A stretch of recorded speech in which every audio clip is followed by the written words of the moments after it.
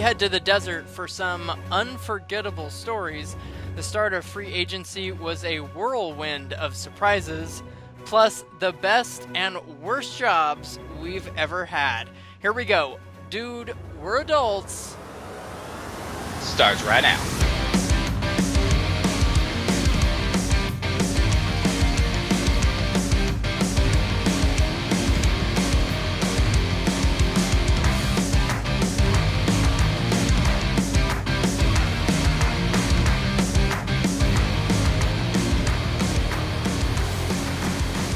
We're back.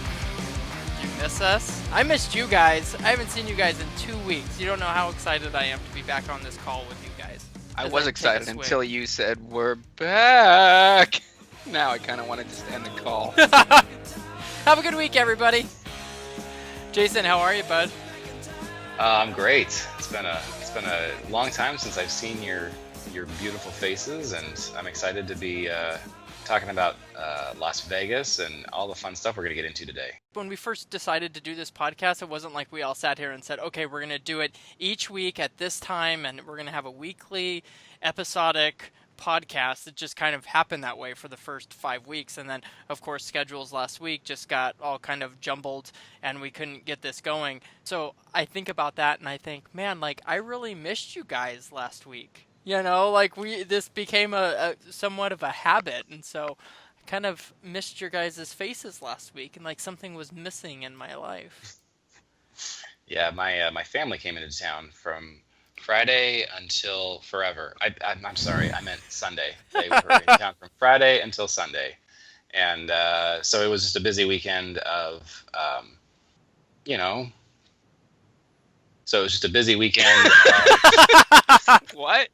Of catching up with family from Southern California, and my aunt drove in from the desert. My mom drove up from Ventura County, and I was gonna try and sneak off and record with you guys on Friday night because everybody still goes to bed pretty early, but it just wasn't gonna happen. So what do you guys think about when family comes into town or visiting family? I've always said, like, I love my parents and I'll go visit them, but like, and I don't have any bad feelings toward my parents. I never had like a bad childhood or, oh my gosh, I can't stand family get-togethers. But like after 2 or 3 days, I'm kind of like, okay, I think it's time for everyone to go back to their separate lives. Yeah, it really is. And I felt like I was channeling Mike, because when I don't get the TV and somebody else gets it, and I'm not allowed to ask for it back, like that made me really angry. Like for several nights in a row, and that's, I mean, I'm not being a very good house guest, but when you fall asleep. Wait a second, hold on. I'm not being a very good house guest. I felt like Mike. I'm an awful host. No, not that you're an awful host. It's just like that you want to be able to control the TV, and it irrationally controls you all of a sudden. Like if Sarah's watching something, that's fine. I'll come back later. But like when my family parks it in front of the TV at 5:30 and then falls in and out of sleep all night, only waking up when I change the channel to what I want, like that, I just go to bed. If you're tired, just go to bed. Okay, don't stay in front of the TV. I have to say this: my wife, she'll fall asleep on the couch at like 7:30, 8 o'clock. And she'll start watching something that she wants to watch, or we'll start watching a movie or a show, and she falls asleep like 10 minutes into it. And so I'll change the channel and watch something else, and then she like sleeps there on the couch for like another hour and a half, and it's like, I guess I don't get it, because I'm like, if I were that tired, I would just go to bed. Like you're Right. going to end up there anyways, so why not just get up and go to bed? You know? Exactly. Like, Exactly. I've never understood that. I remember when I was younger, my parents would fall asleep watching TV every night, and they watched one channel.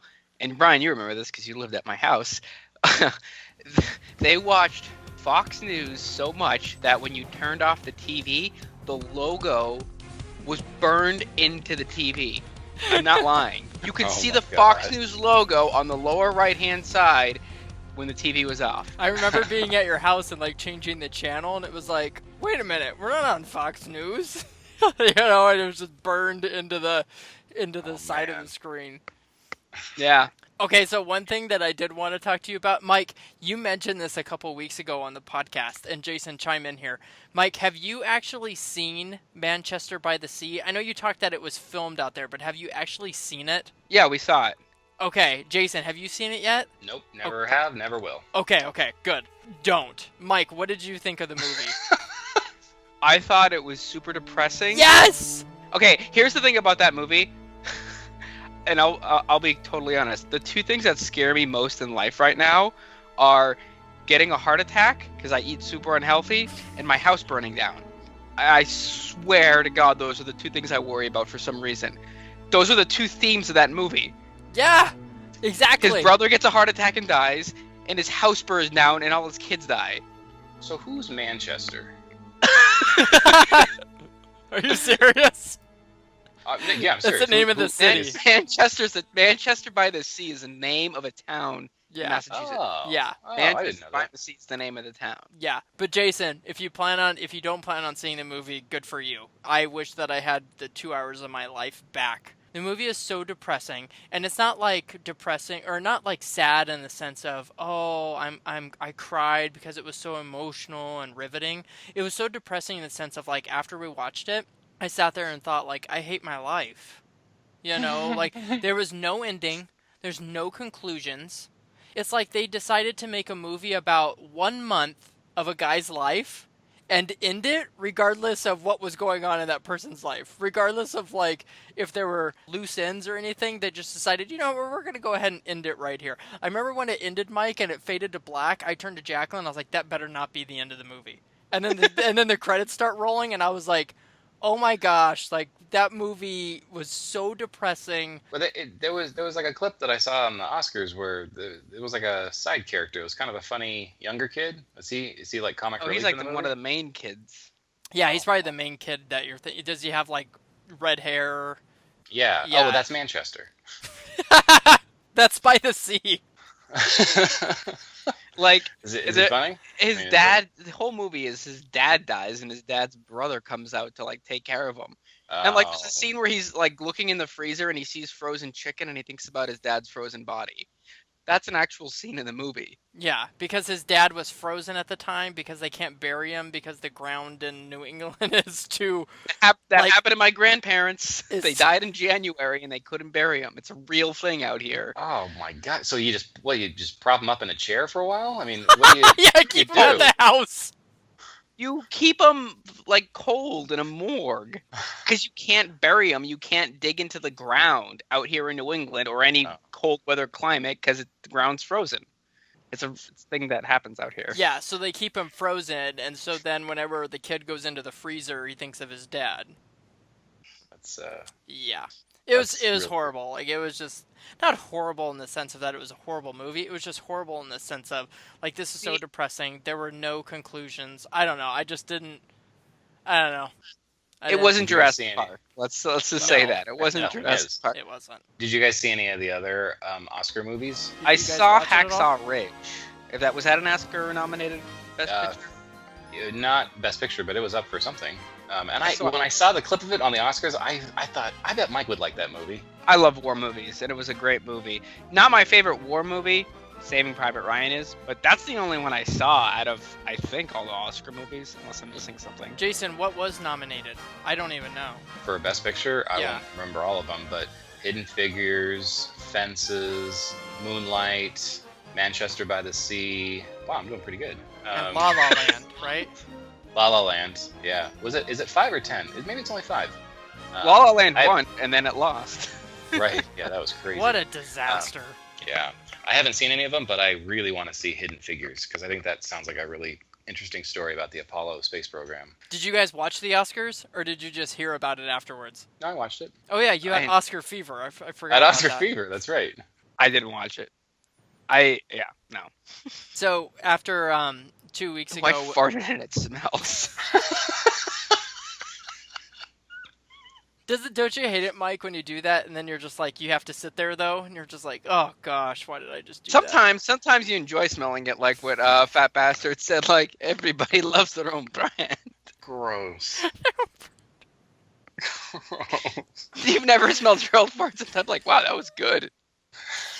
I don't like talking about it. Turn to Sarah and go, "Hey, that smelled pretty good, don't you think? What'd you think of that one?" So, Well, go ahead, Mike. nothing. I was gonna say she's at the height to smell it pretty good. Jason, let's talk about your week. How was your week? Do you ever have that feeling where you just want to fight somebody, and like just for no reason? Like, no, you're not mad at an individual person. You just want to just pick a fight. And I felt like that on the way to work this week. I think it was because I don't get road rage, but man, traffic was so bad this week. By the time I got to work, I was fired up. And man, do you guys ever feel that way? You're like, please, someone tell me you feel that way too. Please, tell me I'm not alone. I mean, yeah, I guess. I never want to. I don't know. No, not really. Jeez, Jason. I get mad at situations. I don't think I ever I don't know. I've never gone through a whole week where the entire week I wanted to just fight somebody. Well, it's like that situation where traffic, especially, like, I've had those days where you go to work and you just feel bad for the first person that says hi or talks to you. You know what I mean? It's like nothing against them. You could have never even seen them around the office, but you have such a bad day, and it's like the first person that says hi to you, you're like, screw you, man. Yeah, exactly. Yeah. This was only the second time I've ever felt this way. The first time I felt like I just wanted to fight somebody was when three of us that used to work together a long time ago went and watched one of our coworkers earn his black belt over a series of like 2.5 hours of tests where he's basically like kicking people's asses and like doing like fights and karate chops. And I turned to Jordan and I said, punch me right now. Like, just punch me. And he punched me in the chest, and I was like so amped up. I was ready to just get in there and just take another punch. Like I don't usually like have that. Like it sounds like kind of like a 50 Shades of Grey kind of thing. You're like doing. I don't know, just hit me. No, you guys again. You guys have never like felt like just like that the desire to like jump in the mosh pit or like just land a punch. I've never been punched like actually like landed a punch. I've never punched someone, and I've never been punched, and I just like there've just been these two moments when I just want to know what that is like. So there was a specific moment in my life. One, it was 2009, 2010, I believe, and there was a story at a frat here at the U of A, and I'm filming across the street from this frat house, and so these frat guys come out and they start walking, and then one of them turns and says, "Hey, why don't you get off our property?" And I was like, "I'm not on your property, man. I'm across the street." And so the anchor was standing right next to me, and he was my age too.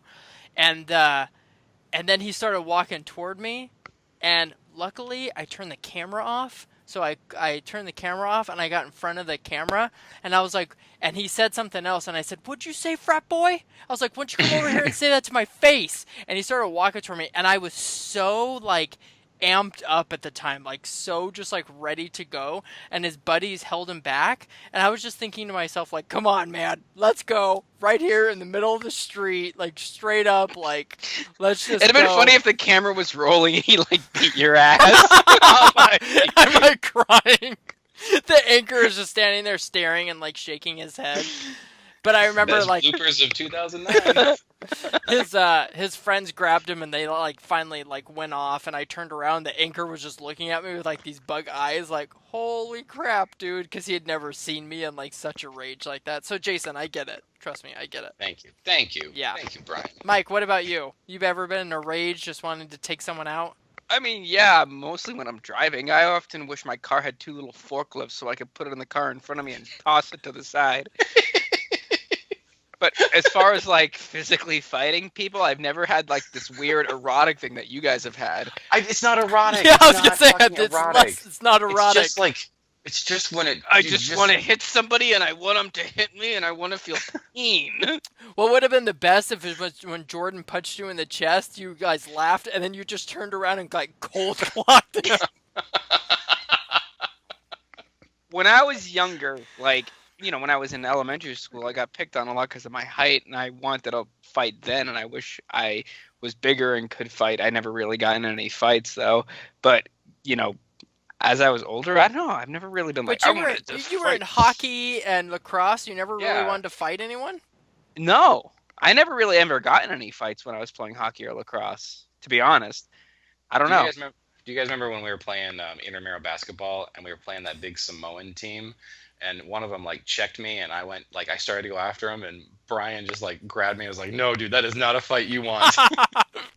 I guess Jason and I have testosterone issues, and Mike's over there like, hey, whatever. I'll just grab a forklift and knock him off the road. You guys have never thought that. You've never been driving behind someone and wish you had like a little forklift to go into their car and just toss them to the side. No, I just imagine that fire erupts in their cabin and they die. Yeah, exactly. I just imagine like getting out of my car and grabbing them out of their car and Yeah. beating them senseless in the street. Oh man, in high school when I first started driving, I flipped somebody off and they started chasing me. I've never been so scared in my whole life. Oh my god, that's funny. I had kind of a similar story. They chased you like for a little bit, Jason. Yeah, I mean a couple blocks until I When I was in high school, I was at a stop sign and I was like literally 2 minutes from my house, not even. And I was behind a guy at a stop sign, I should say. And my car was in a Sousa Rodeo. You guys remember that? The horn wasn't like a horn in the center of the car. It was like two little things on the side. It was weird. And I'd always like rest my wrist kind of like holding the steering wheel. And I was listening to music really loudly, and behind this guy, he gets out of his car, and he's probably like in his late 40s, early 50s. And I roll down my window and I say, "Do you have car trouble?" He's like, "What's your problem, man?" And I said, "What?" He's like, "What's your problem? Why are you honking at me?" And I'm like, "I didn't honk at you." After the whole thing happened, I realized I must have had my arm rested on the steering wheel, and it must have hit the horn, and I had my music so loud I couldn't even hear my horn. And I was like, Man. I was kind of scared because I was 16 and I wasn't mature enough to like handle the situation. And I was like, "What are you talking about?" He's like, "You better watch yourself next time." So he got back in the Next car. time, like you're Next gonna time. see him. Yeah. I don't know what he said. He said something, whatever, and then he walked away, got back into his car. I'm driving behind him. It finally kind of like registered. I was like thrown off. I don't know if you've ever been so thrown off you don't know how to react. And it registered. I'm still driving behind him. I lay on my horn and I stick my hand out the window and I flick him off. Then I turn onto my street and I'm like, ha, ha, ha, ha. I look in my rearview mirror. I see the guy turn and start flying, and I'm like, "Oh shit!" So I just blow by my house like full speed, drive around my neighborhood, do a few like turns around, get to my house, and I'm like in my house looking out my window, and I'm like, "I wonder if he saw where I went and where I live." Not a week later, I'm driving. I see the guy outside of his house, like kind of stretching, getting ready for a run, and he's just staring at me as I run. And I didn't know what to do, so I just waved. Anyways, let's go ahead and get to sports really quick. So NFL free agency is underway, and what a whirlwind it's been, Jason. And one of the most so this was shocking to me. One of the most shocking trades ever. After spending just a year with the Houston Texans, quarterback Brock Osweiler was traded to the Browns for a 4th-round pick, while Houston gave a 2nd and a 6th rounder to Cleveland just to get rid of the embattled quarterback. Cleveland had $100 million of salary cap, so Houston contacted Cleveland and said, "Will you just take him off our hands because you have the salary cap, and then you can do with him what you want. Just trade him or cut him or Do with him what you want. Do with him what you want." So they literally traded him away and gave Houston 2 picks just to take him off their hands. They were calling it one of the most like blockbuster, shocking trades of all time. So I find it just. So who pays him now? So what happened is he gets that money, the $16 million guaranteed when the season starts. Okay. Well, they're saying that Cleveland, who has him right now, they don't have to pay him, obviously, until the season starts if they keep him on. So all they have to do is trade him or release him, and they don't pay a dime. But literally, so the taxpayers have to pay him, right? Correct. So Is Cleveland, that how this shit works? Well, it's so 37. Cleveland doesn't intend to keep him. No, Cleveland doesn't intend to keep him. They've already said that they plan on trading him or just straight up releasing him. The press release from their GM was hilarious because after the trade happened, the guy said that whoever from the Browns said, "We're so happy about this transaction. We're happy to get a 2nd-round pick. We're really excited to build our team." oh, and Brock will compete for a quarterback. Like it was like he was an afterthought. Yeah. It was. I mean, part of me kind of feels bad for Brock Osweiler. I don't. But yeah, but the other part of me is like the guy's made millions of dollars, so why would I even feel bad about that? Correct. I mean, what's wrong with him? Like, why? What's his deal? He's just overrated. Like, this happens every once in a while. Same thing happened, and Mike knows because it happened with Matt Castle a couple of years ago. Like, the main starting quarterback goes down, and the backup comes in and does good for a handful of games, and everybody thinks like they're the next coming of Joe Montana, right? And he's yeah. It was the same thing that happened with Brock. Peyton got hurt, and so, okay, let's bring Brock in here. And so he played really well, and then he wanted this new contract. The Broncos said, no, we're not giving you that much money. Like, you played literally 7 games. We're not giving you that much money. Like, he wanted $72 million from the Texans. You know, he's a 6'8" Robert Pattinson. He looks like the guy vampire in Twilight, actually. no, that's a good. And see, and I saw him. He's from ASU, and I saw him play at ASU, and I never understood the hype. Like, he was not that good at ASU, and so when he was drafted out of college in like the second round for the Broncos, and everybody was talking about how good he is, I'm like, really? I saw him in college. And when you're playing U of A and you're playing teams like Utah and Colorado, and you can't do good against those teams, I don't know how good you're going to be in the NFL. Anyways. Jason's really excited about all the action that's happened up in San Francisco, aren't you, Jason? All the trades and transactions. Yeah, there's a French pastry chef who's Pierre Garçon. Oh. I have missed one. I told Jason it's not he was a character. At Ratatouille. Stop taking my jokes, you guys! God, we talked about this before the podcast, and you're both taking my jokes. It happens my entire life. And Brian, you took all my knowledge of the Patriots when you were texting Jason. Everything I told you. All you do is just steal from me. And it wasn't Ratatouille, it was Beauty and the Beast, for crying out loud. No, Ratatouille was the movie about the French rat who was a chef. Jason, he's not a character from Beauty and the Beast. I didn't steal because it's a Disney film. I didn't steal that from you. Mike's like, no one could tell any Disney movie without it being an exact relation to Beauty and the Beast. Yeah. So Jason got an email at work that talked about how it was like 7 free agents that they signed, and Jason's like, should I be excited about any of these guys? And it was pretty hilarious to see how San Francisco is excited about those 7 guys. Like, I don't... So is San Francisco going to be as bad this year as they were last year? Possibly. Yeah, probably. Ladies and gentlemen, welcome to the main event. All right, let's go ahead and get into our feature segment here, which is Las Vegas. Now, everyone has their stories from going to Vegas, and I know we sure do. All 3 of us have been there together. Is it twice? Have we all 3 been there together? Well, unless you count the time where I visited you, Brian, with your ex-girlfriend, and I turned my underwear around. It's been twice, excluding that. Well, but Jason wasn't with us, so I'm saying all 3 of us, I think, have been there together, I think only twice, correct? Yeah. Okay. So let's go ahead and get into that. We're going to talk about let's talk quickly about the first time we went there, which was spring break in 2004, our junior year of college. We stayed at the lovely, beautiful Gold Coast off the strip next to the Rio, which we ended up, I think we got that for free, didn't we? We did. Yeah, we did get it for free. I mean, our view was of the HVAC system on the roof, but we got it for free. Take it. And the miniature pool that was downstairs. Yeah. Now, let's give some background really quick. So, before we went out to Vegas, we decided to load up on alcohol the night before. And instead of paying for drinks at the hotel, because we were broke college students at the time.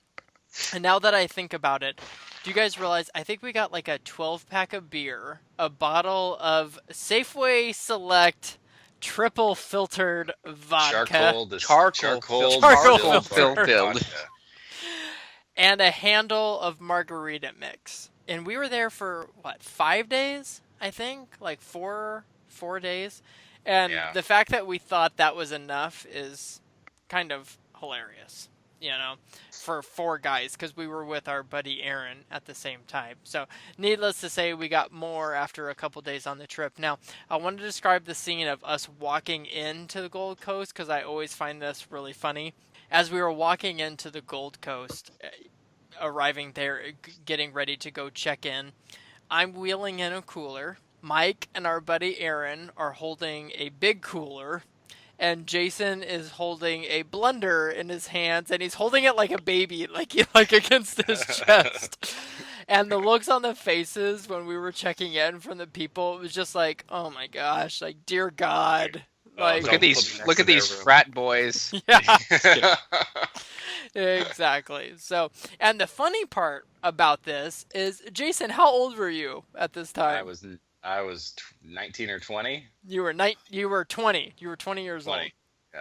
Yeah. So, and we'll get to something about that here in a minute. So, we get checked in and get up to the room, and Mike needed to go to the Bank of America ATM to get some money out. And I knew where one was because, as I said in the preview episode, I lived there for 20 years, so I know that town really well. So I was like, okay, Mike. And as we all know, Bank of Americas are really hard to find. Yeah, exactly. But I knew there was one close by the hotel, so I was like, okay. Only I could find an ATM in Vegas. Yeah, exactly. Gosh, I don't want to pay that $3 bank fee in the country. Yeah, I don't want to pay that $3 fee in the hotel, so please take me to a Bank of America. So I ended up taking Mike to a Bank of America, and we told Jason and our buddy, don't start drinking until we get back to the room. We'll be gone for 15 minutes. Don't start drinking. So I take Mike to the Bank of America. He gets his money, and we head back to the hotel, and we get off the elevator on our floor. And right as we get off the elevator on our floor, Mike, I don't know if you remember this, but I just remember hearing the sound of a blender, like, blaring down the hallway. And it was like, really, guys? Like, really? And we walk in, and Jason and our buddy are like 2 or 3 drinks deep already within like 15 or 20 minutes. And you we have to found understand out about Jason is when he drinks, he power drinks. I swear, it's like Venus Williams hasn't drinking in 5 days after playing tennis for 5 days. That's how Jason drinks. Yes, he does. Jason is like, I need to get from 0 to 60 in 2 minutes. And let's get this party started. Anyway. Well, and we found out that if you mix, I think it was Parrot Bay and Jose Cuervo Margarita mix, if you mix that together, that's a good time. Very nice. You know what I remember about Very that? nice. You know what I remember about that weekend the most? Is it was Rockabilly weekend too. Yes, it was Greaser weekend, yeah. Yeah, so it Yeah, was like the Rockabilly. Brian Setzer Orchestra and the cast from Grease times 50 were there. Yeah, it was And I thought, Straight I Edge remember Society when I got weekend. there, I'm like, I didn't realize it at first, and I'm like, is this like a look in Vegas? Do people look like they're in the, show Grease? I remember that was just really weird, and I was just, Vegas always has some kind of weird convention or something going on. Yeah, so the hotel we were staying at had like a Greaser convention, like a Straight Edge Society convention, and so they probably were happy we were there because most of those people don't drink, the Straight Edge people, so they probably were glad we were there on spring break. So after we had And a Jason couple... went downstairs and was like, you better shape up, because I need a man. You know, I'm just, let's just keep going. Oh my God, you're so cruel to me. So Sandra D. after a couple of Sandra J, after... Don't join him. Yeah, exactly. Brian, don't you start either. So after a couple drinks, after feeling really good, we went downstairs to play blackjack. And Jason, I'm going to let you talk about playing blackjack from here because, like we said before, Jason wasn't 21. So Jason was wearing his sunglasses, we sat down, and Jason took it from there. Well, it's going to be a short story because it went down like this. After standing behind you guys watching about 2 hands of blackjack, I was wearing my UC Berkeley shirt, and the card dealer said, "Hey, Berkeley, sit down."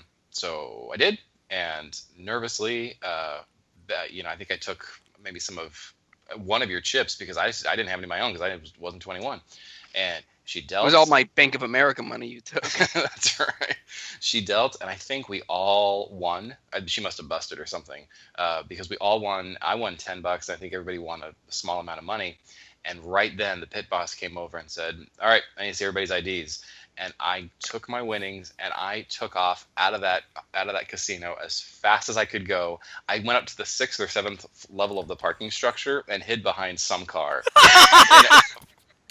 And it wasn't until like I think Brian called my cell phone to say like, "It's fine, no one's chasing you," that I like came out of hiding. Well, Mr. and Papa it was- Giorgio. I remember because Yeah, Nick Papa Giorgio. I remember the pit boss asked for IDs, and he started. It was Mike, myself, Aaron, and then Jason, and he started with Mike. And so Jason literally That's just grabbed right. his chips and was like, "Bye bye," and was out of there. When he got to Aaron, he's like, "I don't need to see your ID." You're Yeah, 43 thank years God he old. started on the other end of the table. What would I have Mhm. done? Oh, I know. Would he have I kicked don't. me out? I don't. I think so. I think they would have probably taken your chips and kicked you out. I've never seen a situation like that before, so And I would have been like, I know him. I don't know who this guy is.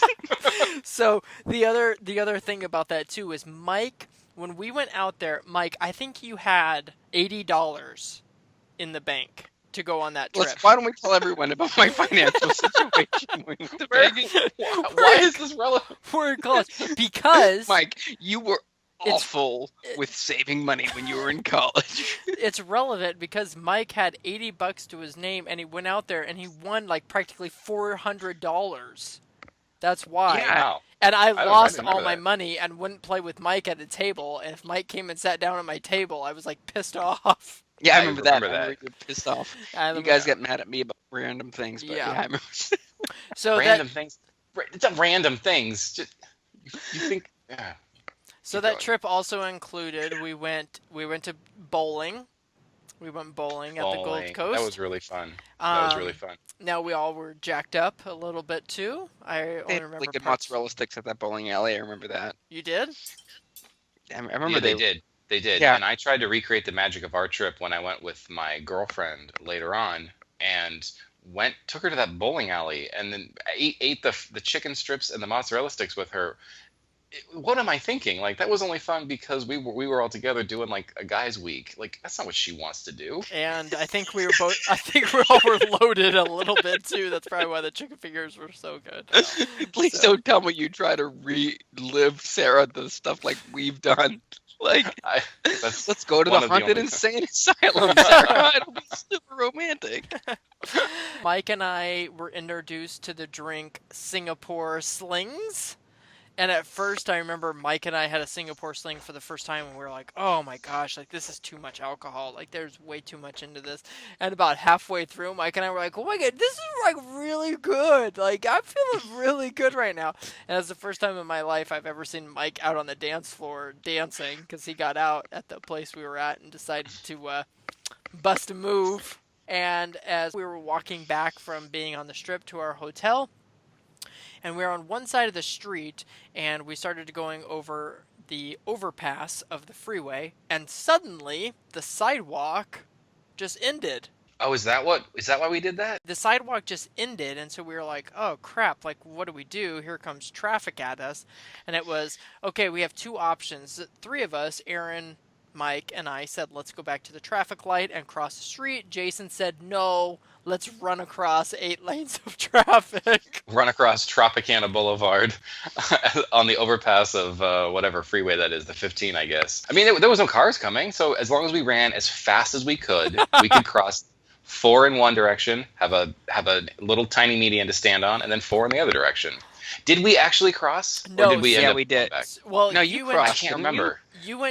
You went to run. You like started to run, and Mike grabbed you and said no. Uh-oh. Like grabbed you and said no. We walked back to the stoplight, and we walked across because then we went through that little cage thing that whatever like guards you from traffic. Or whatever. I love Jason's logic. He's brave enough to run across 6 lanes of traffic, but then the pit boss comes and he goes to the 6th floor of the parking garage and hides behind some car. So that was our first time to Vegas. The second time we went to Vegas was for Jason's bachelor party. So, Yeah, that's Jason, right. why'd you pick Vegas, or why did we end up going to Vegas? Was that your decision or someone else's? I think that was someone else's decision. I think the original plan was that we were going to rent a house in Palm Springs. And is this sound familiar? Like, I think we were going to rent a house in Palm And Springs. retire. Yeah, well, that was just it. Like, we didn't. Like, I think we were concerned that like there wasn't going to be enough really to do besides like play golf and go to gay clubs, because that's what Palm Springs is. Yes, it is. Don't go silent on me. Like, that's what Palm Springs is. It is. And then we My talked, wife, be like, Jason. my wife went out there a couple of years ago and said the same thing. So yeah. Yeah. So I think we ended up with Vegas because it was 5 hours away. I think what happened too is we cheap. heard about the Palm Springs idea, and Mike and I through email, because I remember the emails where I was working. Mike and I got an email and we're like, dude, we got to come up with something different fast. And so we ended up coming up with, let's go to Vegas and we'll stay at the Paris Hotel. Did we stay at Paris? Yeah, Yep. that's where we stayed at, was Paris. So, It well, was a pretty that's sweet right. view too. the first night, okay, so we all got off work probably around 5 or 6 that night, and so we knew that we all were going to meet at my place and then head out. Well, we all didn't get to my place. I think we knew we were all not going to get to my place probably around 7, 8 o'clock that night, so instead of spending $200, $300 for a Paris night, let's go ahead and stay at State Line. It's an hour less drive. It saves us money from having to spend a night in Vegas, which we weren't going to stay in that room anyways, and we're not They going to, have roller coasters. yeah, that Mike and Jason could go on in the next morning. So we decided to stay at Pistol Pete's that first night that we got out there. So we all got out there and got to the room, and then went down and gambled for a little bit. And then Jason had some interesting characters at his bachelor party, which we love dearly, but they are just interesting characters. You say Jason like it's Jason's fault. I don't think it was Jason's fault. Well, one, we didn't know one guy was showing up until all of a sudden he was there, and it was like, oh, look, Jack's here. I guess Jack's coming. Jack's probably listening right now. Jack, I'm still waiting for my $80 that you never paid me for the hotel room, you asshole. So these people decided to show up, which we're fine. We were good friends with, but they're just interesting characters. And so we went down and gambled that night. And then I think it was about 1, 2, 3 o'clock in the morning. And Jason, Mike, and I looked at each other and said, Let's go to the room because we want to claim dibs on. This is gonna sound. I'm There's not no going way to say this. I'm not going to say this. I'm going to make Mike say this because I know what Mike's going to say if I say it. So Mike, go ahead and explain what we did. The three of us, there were 2 beds in the room, and this was in Vegas. This wasn't in State Line, actually. no, this was State Line. I think we did it in both places. We did it in both Both places. places. The 3 of us decided to go all up into the room together because we didn't want to share a bed with the other 3 guys because we thought they were not as clean. I don't know. One of them had unstoppable flatulence. The other one was a raging alcoholic. And then the third one, Brian and I didn't know and weren't comfortable with. That sounds weird. You pretty much summed it up. We slept in a bed like we were sardines, the 3 of us. But the funniest thing is there's 2 beds. The 3 of us got into the room first, so there's 3 guys in one bed and one empty bed. So from an outsider's perspective, And it was Mike was under the sheet, then I was on I don't know top how of the you sheet, remember and then this. I don't know Jason- how you remember the sheet arrangements. Jason was on top because I remember being told by either you or by Jason that here's the sheet arrangement. Do not. All I move from remember that this. night, or one of the nights in Vegas or State Line, was Jack snored like a dump truck crushing metal. Aaron was just MIA the whole night because he was gambling, and then the other person, when we woke up, had a raging boner. And I was like, Brian, look, he has a boner. And the guy kind of turned off to his other side because I think he heard me say that. Making fun No, of him. he grabbed you went like he was lying on his back, and you're like, Brian, look, he has a boner. I look over, and we laugh, and all of a sudden he grabs like a little pillow and puts it over. You had to say a little pillow. And the other thing I remember is Jack, sorry, I have to say this, told us the next day that he rode the elevator up with a woman, and they Yes. got frisky on the elevator, and then he found out she was a prostitute, and he ditched the elevator. So the next day we were like, oh crap, a pimp's going to be looking for us because he's going to be looking for Jack. We got to get the heck out of here. Well, and that 'Cause- was, and the story behind that was he and Aaron were both in the elevator coming up with her and decided that they thought it would be funny if they came in the room where all three of us were sleeping with a prostitute because it would be really funny. That would have been great, right, Jason? Yeah, didn't he get to like second base with that prostitute in the elevator? He Yes, chicken he fingered her. did. What is? Oh, So, Jason, what are your memories? Jason, what are your memories of that trip, of your bachelor party? What did you really enjoy when we went out there? well, I am such like a early riser, especially on trips. I just don't sleep in, and Mike is the same way. And so I remember that next morning, even though we had been up until 3 a.m., the two of us were the only ones awake, and we said, well, we're not just going to sit around here and while these drunks snore the day away. Like, so we got up and we went out and we explored State Line because if Mike and I have anything in common, it's that we love like rides and roller coasters and stuff like that. So for my adult bachelor party, Mike and I bought like the kids pass to the adventure ride playground, and we rode the log ride. And did we ride anything else? Just the log ride? We ride the big roller coaster too. We did ride the roller coaster. Okay. All right. Where I was like, "Hey, Jason, these restraints don't look very secure." And you're like, "Shut up!" Oh, that's right. Yeah, because Mike loves to troll me on roller coasters when he knows I'm scared and just like convince me that the restraints are broken. So My favorite part of the log ride was it was a shooting thing, so you had like targets to shoot, like a carnival, and Jason, for whatever reason, he was just missing the targets. I don't think it's because he was a bad shot. It's because the alignment in State Line is probably you got to be 10 degrees off, and he kept missing everything. And then finally he hit something, and it was the one target where it sprayed water back in you. And Jason's like, "It's in my mouth. It's in my mouth." And it was probably rusty, nasty old Las Vegas water. Yeah. Probably. Jason might have syphilis right now. So.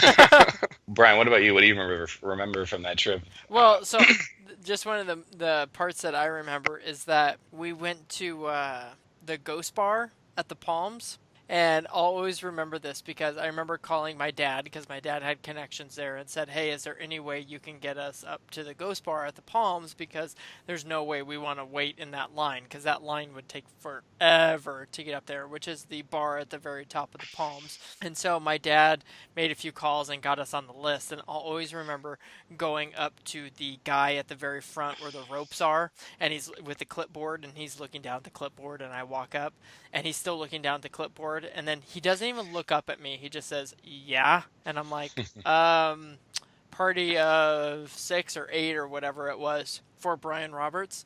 And he just like kind of shakes his head like, "Oh gosh," and flips through. And then he sees our name, and it was like, oh, and he opened that rope like as fast as he could. He was like, "Oh, here you go, sir, here you go, sir," and like started calling us sir and gentlemen and to go up there. But I'll always remember going to that place, but before we went there, we decided to have, what was it, a 15-course meal at the Maggiano's. pasta place It beforehand. was Maggiano's. And so we all were just like so massively full that like any drinking was like, oh, like I don't want a beer, I don't want any alcohol, well, like I'm so full. And if you wanted to get drunk, you were going to be drinking like 4 times as much, paying Vegas prices because you've got bread and Italian shit in your stomach that you're now competing with. I just They remember had really good mozzarella marinara, though. I remember that. Of course you do. We should change the name of this podcast to like, "Dude, that's really good mozzarella marinara." To dude, make it extra fried gooey. Cheese. Yeah. Yeah, Dude, I love fried cheese. But I remember going to that restaurant, and it was like, I think reservations were at 9 or 10. So late. It was so late, and that place took like 2 or 3 hours to get through, and it was like, oh my gosh, because like I said, we had like a 15-course meal. And it was also the weirdest car drive to Vegas ever. You guys, I think, drove together. I was in the other car with the other folks that we'd mentioned earlier. Oh no, I was in that car too, and they were. You were in that car? Hardcore porn. Oh, yeah, really? That's weird. Yeah, Yes. the car had like TV screens in it, and as soon as we got on the road, Brian was with Chase. I remember that. Oh wasn't my that gosh, Chase's- was I really? That was Chase's car. Yeah, Yes. no, I wasn't with Chase. I drove, because I drove. I don't remember then. Mike, what was your favorite part of that trip? Sharing the bed. Sharing There's a the bed video. was Mike's favorite There's part. There's a video on YouTube somewhere Of us? we put years ago of me taking a golf swing, and then like I turn to the camera and I try and talk tough to the camera, but I trip over my golf club. It's on YouTube? One of you put it up on YouTube. I mean, like Or 10 years Aaron ago. did. Maybe Aaron did. Oh, yeah. wow, I'll have to try and find that. That'll wrap up our feature segment about our time in Las Vegas. And like I said, I'm sure listeners have some stories about Vegas. Go ahead and send them our way, and we'll read those. And we got an email this week, guys, from a listener named Alicia, and she was just praising us for a lot of stuff, which I was very humbled by, which I thought was really cool. But she also asked us to discuss during our best we've ever had segment, to discuss our best jobs that we've ever had. And we had talked about this 2 weeks ago about discussing the worst jobs we've ever had. So we just decided, hey, we'll go ahead and combine these two, and we're going to talk about the best and worst jobs we've ever had. So which one of you two want to go first, discussing the best and worst job you've ever had? I'll go. Okay. Let's do a round of bests first, and then we'll go around and we can all do worsts Okay, after that. sounds good. So, best job I ever had, and this will be my favorite job no matter what I do the rest of my career, was the about 2 years that I spent working at Blockbuster. Oh, Blockbuster that's Video. awesome. Oh, yeah, you did work there. I worked at Blockbuster Video in high school and early in college, and it was just fun. I mean, you get free movies, you get to work with other, nerdy guys that also like movies, and when the cute girls would come through the line, you could give them one of your 5 free rentals for the week and just pray to God that they turned it in on time and didn't get the late viewing fees. So it was just yeah. Otherwise, you didn't get their number? Is that what happened? Jason, do you know what I would have guessed your favorite job was? What? You were a performer. Mad Science? Jeez. Yes. Oh, we're gonna talk about Mad Science next go around. No, it just but my favorite moments were like when I'd be like restocking the shelves, and we would often have to direct guests to different movies. But the guys that would come up and have the nerve to ask, "Do you have a porn section?" Oh, wow. Like you just like that you have the confidence to walk up to a 17-year-old kid and say, "Yep, I'm feeling like jerking off tonight." Like, what kind of monster are you? And in fact, we didn't. So, wait, Aaron came to your Blockbuster? I didn't know Aaron yet. It'd be nice. No, I mean, like, He's I heard probably laughing right now. They were owned by like some kind of like family that didn't believe in an adult section. But anyway, it was that was my favorite job. Mike, what I about like you? that segue. They were owned by a family that didn't believe in adult film. It's That true, was because my I favorite remember job. the video store around near my house in Vegas. It was like it had a sign that said adults only. And when I was a little kid, I was like, I wonder what's back there. And I'd start walking toward it. My mom's like, no. Like, you stay out here. But Blockbusters never had that. So that goes to explain right. why Why that does it happened. smell like Vaseline back there, Mom? I had one of those at my local video store growing up. Like before I was old enough to work at Blockbuster, before Blockbuster opened, we had Video Station, and there was like this one little room that had like the beads hanging down in front of it, so that you have to like you couldn't see in, but you could just walk through the beads. So It was like a fortune teller, except for reading your wrist or reading your palm. yeah, read your wrist. That was good, Mike. That was a good joke. Jeez. So, Jason, does it break your heart that Blockbusters aren't around anymore? It does. Like, yeah, I mean, it does, because like that's I don't feel like I can ever go back and like have the sentimental like memories of that. Like our Blockbuster that was turned an into excited Friday night, right? Like It our was. Friday night, like you'd And, go. like, Oh, yeah, you'd go to Blockbuster? Oh, yeah. And like our line would be super long, and it was just like you were just processing like as fast as you could, and they'd like give us free movies like that we could own if we got enough people in like the Blockbuster rewards program. And I have the Patriot on DVD because I sold like 11 memberships one night. I was on fire. But it was a lot of fun. Mike, what All about right, you? Mike, yeah. Best job I ever had, and I think there's a theme here. When I was in my freshman year of college, I worked at Miller's Outpost, which became Anchor Blue. Oh yeah, I Yes. remember that. Yes. Yes, I worked in the Thousand Oaks Mall before it became a Shishi Mall. It was kind of just a modest mall. And I had a blast because it was me, my friend Jeremy, and there were like 14 girls that worked there. And that sounds like it's a segue to something bad, but it's not. It was just a lot of fun. And, you know, I, there was something about like folding clothes, listening to like the stupid music they played, and I got to go down to like Jamba Juice and Wetzel's Pretzels or whatever and just eat shitty food and not have any care in the world except for just like having fun at work. And I thought I was like in like an Empire Records type of situation when I was at my job, because there was like drama, but there was like a lot of fun. And I'm gonna sound like such a d-bag saying this, but like I was like just popular there, and I wasn't popular in high school, and I wasn't popular in junior high school, but like people thought I was like funny and cool there. I was like, wow, this is different. So I loved that part about it. And it was funny too, and Brian, you could probably remember this because it was freshman year of college, and I didn't like do a lot of hanging out with people at college because I was always hanging out with people at my work at Anchor Blue, because I just, and this sounds bad too, but it was a lot of high school kids, and I was in college, so I was a little older. So that sounds bad, but I don't know. No, keep talking. I love to hang out with the high schoolers. Yeah, no, it was just super fun and super fun. Wow, I sound like I'm at like a religious camp, but it was a good time. Okay, so my best job was so it's a tie, being a server at Applebee's during college or when I was a reporter in Roswell, New Mexico. That was a lot of fun when I was Tomato. Well, My- I loved being a server. I thought it was so much fun, just like during college, just different people. The movie Waiting, yeah, that's exactly what you think of when it comes to just being working We at a were at restaurant. We were at Applebee's around the same time, right, Brian? Yeah, we were. Well, Did I you guys worked work there. together? I worked Yeah. there about a year before you, and then you came on, and we worked there for about another year.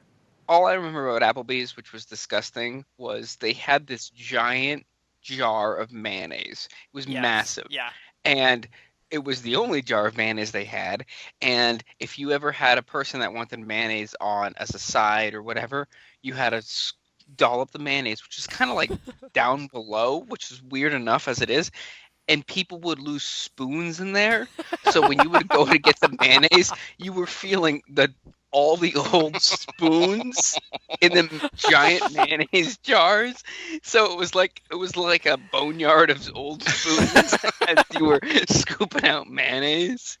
So I was never a server. Disgusting. If I asked for like honey mustard or ketchup or mayonnaise, like that was the server's job to get? Well, It was the it was expo's the job expo. Yeah. What's an expo? So the expo is the person. Okay, so the cooks cook the food, but what they'll do is, say you order a steak and it comes with fries and broccoli. All right, the cook will cook the steak and then puts that on a plate under the heat lamps, and it's your job then to get the fries and put the fries on there and heat up the broccoli and Oh. put the broccoli on there. That's the expo's Got job, it. to like the prepare the plate. expo looks at like the order and says they want this on it, they want that on it, They want a don't side of chives, ranch. whatever. The expo gets the ranch, puts it on the side of that, and puts it on the So- plate. Does the expo tell the chefs like make this rare or make this well done? No, that's on the ticket. That's on the Okay. ticket. It'll say that, so they know that. But sometimes if there's like a special instructions on it, we'll grab the slip and say, "Hey, make sure you guys remember this on order number Got it. 35." Got it. So And it's Did like you guys go did you screw guys ever yourself. were you servers or how long did you expo and how long did you serve? So I was in Expo for about a year. I enjoyed it, and then I was a server for about probably a year and a half, 2 years. I was on expo for like half a year, and I'm like, screw this, and then I worked at a hockey store. Oh yeah, oh yeah, I remember that. So. I went and sharpened skates and did a laid back job. The owner of the hockey store, this guy named was Walt. He was the biggest perv you've ever met, and he would always hit on the moms that would come in the hockey store. and we had ice hockey and roller hockey equipment, and there were these roller hockey pants called sevens. And I remember this mom came in, and sevens were like the top end pant, and they were really expensive. And she's like, "Do you guys have any sevens?" And I was like, "Yeah." And I was showing her around. She's like, "Okay, I'll like think about it and I'll come back." So she leaves the store. Walt turns to me. He's like, "Man, when that mom came in, I about sprung a 7." And she walked back in gross. right as he was saying that. I was Oh. like, "Are you serious right now?" He was like in his late 40s. It was weird. And you're like, really? A 7? Yeah. They're not 4s. Yeah, all 4.5. So yeah, I really enjoyed working at a restaurant, and when I was a reporter in Roswell, it was a lot of fun. I mean, I was only there for about 9 months, and that's probably why I really enjoyed it, because I went from living in California and North Hollywood and very fast-paced job to living out into a city or a town with only 35,000 people. I just Roswell's I thought was so much fun for the time that I was there. So worst jobs, Jason, go. What's your worst job that you've ever had? Oh man, worst job was this company called Mad Science, and I was a mad scientist. My name was Jolton Yes, Jason. you were. And I don't know. Oh The my money god. for freshman year of college, the money was pretty good, but I don't like kids. I love my own kids, but I don't like your kids. I mean, I love your kids, but I don't like just random kids. And it was about going to kids' birthday parties and school assemblies and libraries and putting on like interactive science shows. And nothing about that job was me. I mean, I don't know science for shit, and like I don't like helping kids make Play-Doh or slime or whatever. And when I got accused of like intentionally crashing rockets so I wouldn't have to put them back in the supply room, it's like go F yourself, man. Like this Right is when not- you said accused and performing for children, my mind went to the worst place. Right when I said accused. I mean- why don't you have a seat, Jason? Why don't you sit down? What was that not guy's only- name? Chris. Chris Hansen. Chris Hansen. Yeah. Hey, where see you Joel going? Jason? Where you going? No, sit down. Have a seat. Why do they call you Jolton, Jason? Two terrible things happened. One, like I feel like I emotionally afflicted a kid when I was working there. I like we're when they introduced the birthday kid, which it was 95% birthday parties, they introduced themselves as I'm Steve, making this up.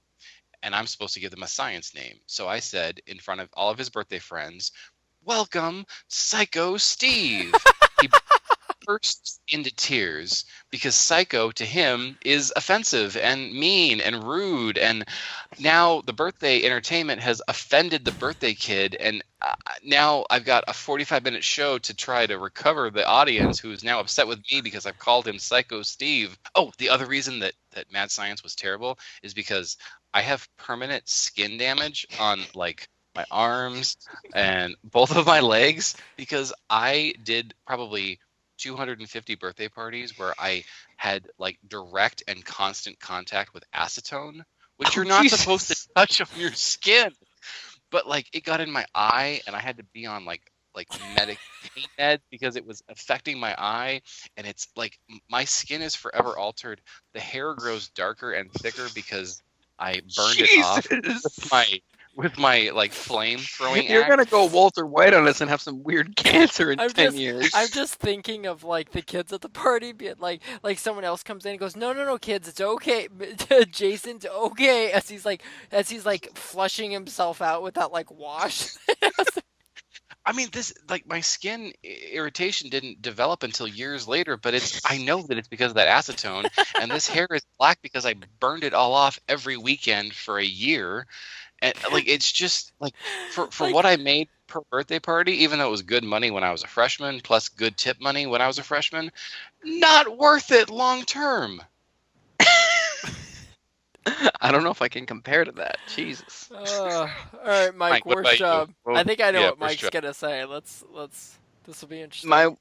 My worst job was enterprise rent a car, which to Yes. this day I Yes. say is a pyramid scheme for anyone thinks that it's a good job. First of all, coming out of college, you're naive and you don't know what's good and what's Mhm. not. Jason, case in point, working for that real estate company. I thought, I need a job, I need health insurance, so I left a decent internship I had to take this shitty enterprise job. First of all, they tell you you're getting paid X amount of dollars yearly. What they don't tell you is baked into that X amount of dollars is they're accounting for you're going to get 2 employee referrals and 2 car sale referrals, which are not guarantees, but they tell you that's how much you're going to get paid, which is complete and utter bullshit. I was pissed about that from the get-go. Second of all, they say you're like in a you're renting cars. You're not in a management trainee program.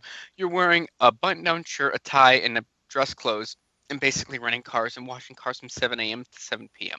You had So to that was wash cars? Oh yeah, we had to wash cars at 7 in the morning, and I know it was Southern California, and it might seem warm, but 7 in the morning in a January and December Mm-hmm. in Southern California, 30 degrees, washing cars in a button-down shirt and slacks, awful. That's Now, awful. that wasn't the worst part. The worst part was the culture. The people there were split into 2 groups. Group 1, which is the group I was in, thought it was a job that you didn't care about, that you didn't really buy in or drink the Kool-Aid. Group 2 were the Kool-Aid drinking people that thought it was the greatest job on earth, and they thought that you were going to succeed in life. And if you didn't, if you like left this job, you were a freaking failure. So I remember when I was working there, they were accosting me because I wasn't part of the team. Part of the team meant, oh, after work of 10 hours, we're going to go out to TGI Fridays. We're going to have beer and appetizers and hang out and high-five each other and try to sleep with our coworkers. That was not me. I wanted to leave work, go home, hang out with Jason and my girlfriend at the time, and not be a douchebag. And I got talked to by the area. He sat me down in his office and he's like, I want to talk about your career here. I'm thinking it's about maybe like my interaction with our customers. No, it's because I didn't go to Applebee's on Friday night when everyone else went and got drunk off my ass and ate appetizers because I'm not a douchebag like they were. And ate appetizers and ate endless Seriously. apps. They loved that quote from The Office. They would go around going, "What's up? What's up?" You Oh hate my frat gosh, that's guys. like 9 years old at that time too. You hate frat guys, Jason, Brian. That was just like swimming with douchebaggery. Frat guys and girls. I'm not going to say it. It was awful. Hated it. and I quit that job. And I remember when I quit, I told the area manager. I told my boss. I'm like, I'm putting in my 2 weeks, whatever. And she was like, okay, I just got to let Ryan know. Ryan was the area manager. Ryan came. We were at the whatever. I think it was like the Hyatt or something in Westlake Village. And he came over. In the first 30 minutes, he was saying how much potential I had, how good of an employee I was.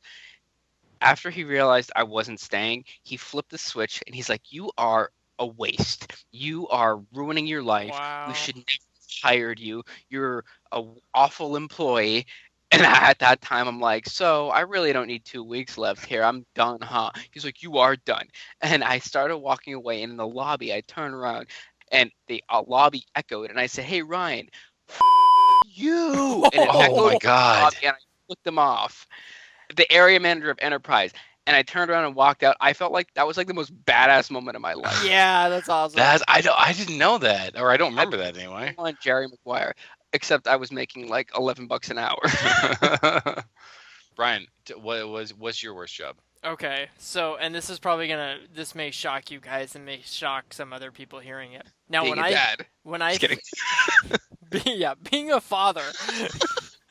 No, when I was a reporter in Tucson, I like the people that I worked with, but the job I couldn't stand, and that started mainly because of the January 8th shooting that happened when Gabby Giffords got shot. I always enjoyed being a reporter, but I never really liked doing the, hey, Brian, come in today and can you go cover this story about this shooting that happened or this fire that happened? Because all you're doing is reading a press release, and it's like, okay, this isn't like anybody can do this. This is why people don't watch us, because all we talk about is this depressing, like, boring type of stuff. Can we talk about human interest side of stories? Like, I really enjoyed doing that. Well, when January 8th happened, I was the senior reporter for my station, and I remember I was told by my boss to gather all the reporters up and to to divvy out like, hey, this is your job today, this is your job today, because things were just hectic at that time. Like that was a huge national thing that happened. So Yeah. Brian, you're in charge, tell people where to go and what to do. Well, we had 2 live trucks at the time, and what that means is you have these huge vans that can go any place, hook up with the satellite, and you can go live on location. Well, we only had 2, which most stations only have 2. Not every reporter goes live. So there were 4 reporters, so I said, okay, you go here, you go here, you go here, you go here, and you 2 are going live at this spot at 9 o'clock.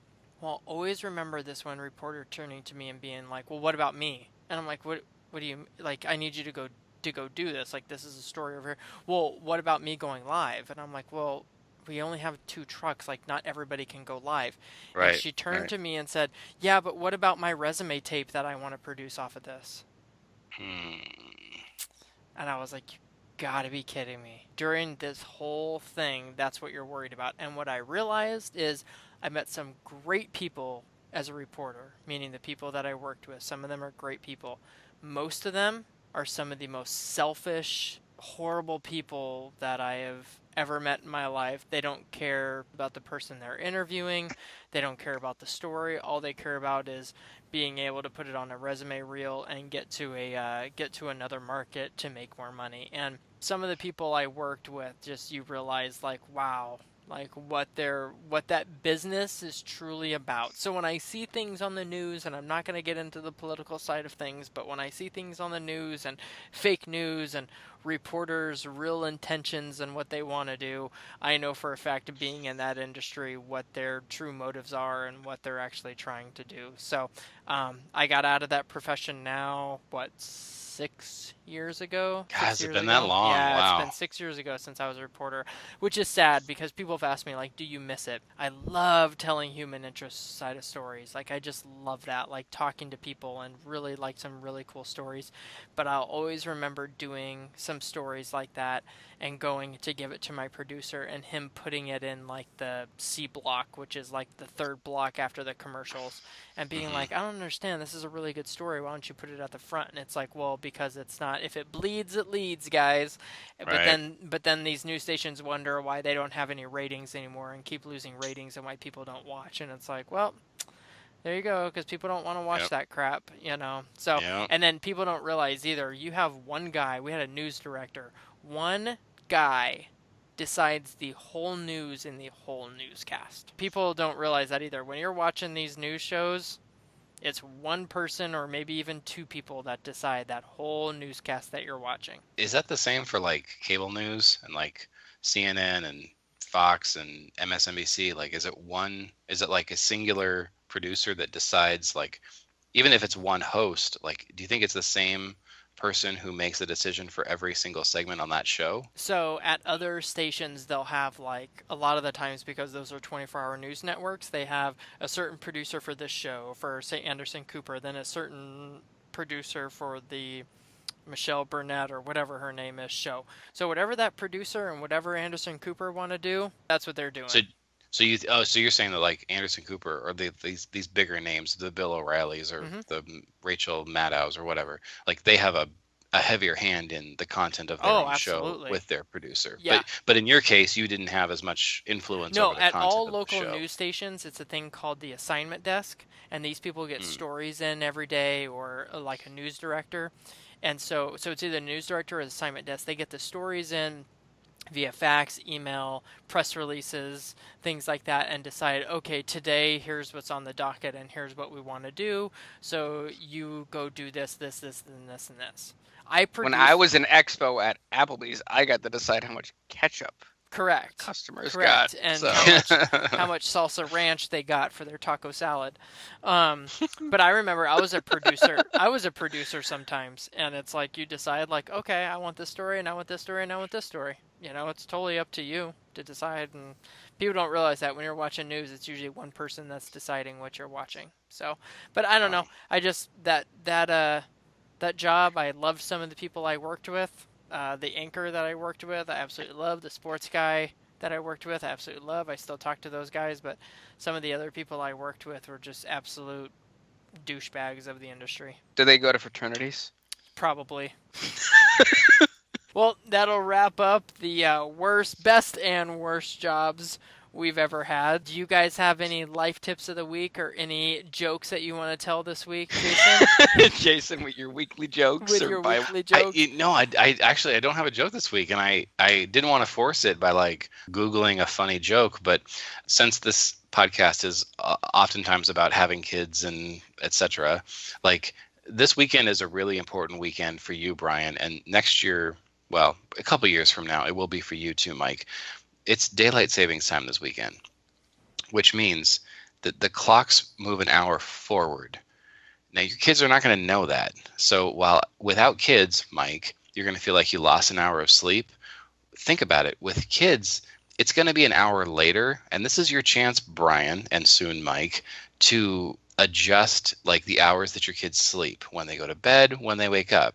So right now my kids wake up at 6:20 a.m. every morning. As of Sunday, that'll be 7:20 a.m. The trick is going to be sustaining it to be 7:20 a.m. if that's what you want. And every year for the last 5 years for my daughter, it's crept back to 6 or 6:15 or whatever. But the challenge for us as parents is, if you can get them to sleep an extra hour in the morning, how do you sustain it? Now, I haven't figured it out, but that's the job, to get them to sleep a little bit later in the morning. You know pour how NyQuil you in know their how mouth at 3 a.m. you know how you sustain it, Jason? How? You live in a state like Arizona that doesn't have daylight savings time. Oh, very good. Very good. That's true. Before we end the podcast, I gotta ask you guys a quick question that my nephew asked me because he listens to the show.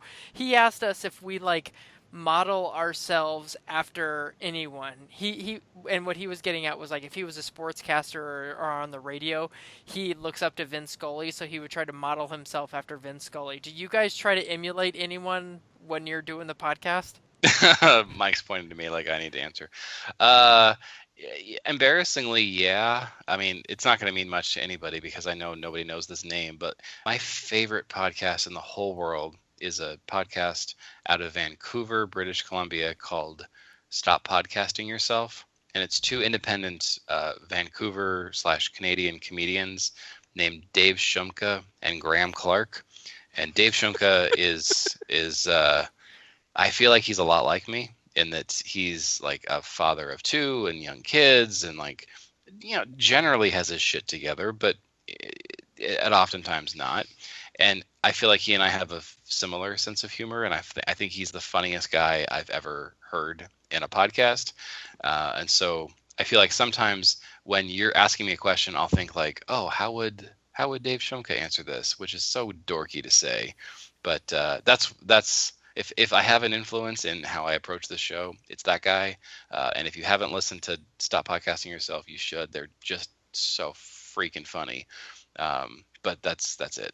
So Yeah. for me, I don't know if I try to emulate people, but I hope I come off as them because people sound a certain way, and I know I'm never gonna be like certain comedians or certain radio hosts because they have smooth voices, kind of like Jason. I have a very nasally, annoying voice, but I hope I come off and as I'm humorous, and I'm probably not even near these guys as Bill Burr because I love Bill Oh, I Burr. love Bill Burr. But there's another guy that's a local guy out here, kind of like Jason's. No one's gonna know him unless you live out here. This guy Dane named Cook? Fitzy.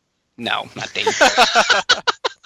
This guy named Fitzy, and his show is called Fitzy's Wicked Piss of Sports Report, and Oh my god. he's hilarious. He calls the Golden State Warriors the Golden Showers. He's so funny, and I listen to him all the time on the radio, and he makes me crack up with his sports report and the way he just stuff rolls off his tongue that's so original and funny. And I hope I'm 1/10 as good as he is. But how about you, What Brian? about you, Brian? What about you? I try to emulate this guy that was on this Fox station here a couple years ago. His name was Brian Roberts. He was, he was a reporter here, and so I try to emulate him. No, actually, when I do say things, and I'll try not to get choked up here, my father was a reporter.